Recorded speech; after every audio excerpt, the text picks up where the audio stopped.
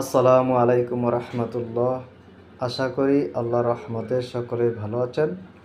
আমি আলহামদুলিল্লাহ ভালো আছি। পবিত্র মাহে রমজান আর মাত্র একদিন বাকি আছে। আল্লাহ সমস্ত মুসলিম উম্মাকে মাহে রমজানের পবিত্রতা বজায় রাখার তৌফিক দান করুন। আমরা যারা রমজান উপলক্ষে বিভিন্ন সময় পণ্যের দাম বাড়িয়ে দিই অথবা বিভিন্নভাবে সিন্ডিকেট করে আমরা বেশি মূল্য আদায় করি, আমরা আসলে রমজান উপলক্ষে অন্যান্য দেশে দ্রব্যের দাম কমানো হয়, কিন্তু বাংলাদেশে এর বিপরীত দেখা যায়। আপনারা কি কখনো খেয়াল করেছেন, আমরা যারা বর্তমানে আছি, বর্তমান প্রজন্ম, আমাদের প্রজন্ম থেকে 100 বছর আগের কাউকে কি আমরা চিনি? না, আমরা কাউকে চিনি না। এমনকি আমাদের প্রজন্ম থেকে বা আমরা যে অবস্থানে আছি তার থেকে 100 বছর পরের কাউকে চিনব না, আমরা কাউকে চিনব না।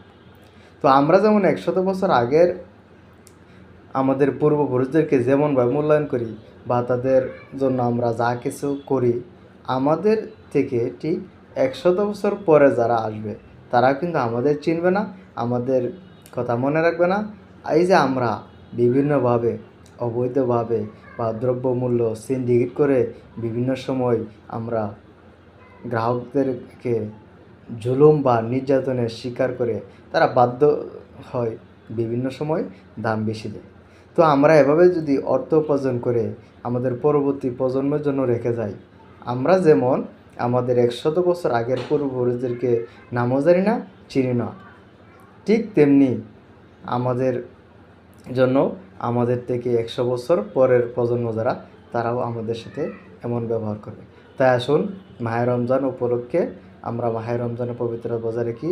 সমস্ত মুসলিম উম্মাকে আমাদেরকে আল্লাহ যেন মাহে রমজানের পবিত্রতা রক্ষা করার তৌফিক দান করুন। সকলেই আল্লাহর আস্তে আল্লাহর জন্য রমজানের পবিত্রতা বজায় রাখার চেষ্টা করব ইনশাল্লাহ। আল্লাহ আমাদের প্রত্যেককে রমজানের রোজা সহিভাবে আদায় করার তৌফিক দান করুন এবং যাদের সামর্থ্য, যাদের সম্ভব সামর্থ্য আছে, তারা যেন দ্রব্যমূল্য দাম না বাড়িয়ে বরং কমানোর চেষ্টা করি। এতে করে আমাদের দুনিয়া এবং আখিরাতে আমাদের নেকের পাল্লা বাড়বে। আল্লাহ তাআলা আমাদের জন্য রমজান দিয়েছেন গুনাহ মাফের জন্য। আমরা সকলেই মিলে যাতে এই রমজান উপলক্ষে আমাদের গুনাহকে মাফ করাতে পারি, বেশি করে নামাজ, রোজা, তাসবিহ, তাহলিল করতে পারি। আর রমজান উপলক্ষে আমরা বেশি করে 4টি কাজ বেশি করে করব। বেশি করে কালিমার জিকির করব, বেশি করে আস্তাগফির পড়ব, আর জাহান্নাম থেকে মুক্তির জন্য দোয়া করব, জান্নাতের জন্য দোয়া করব।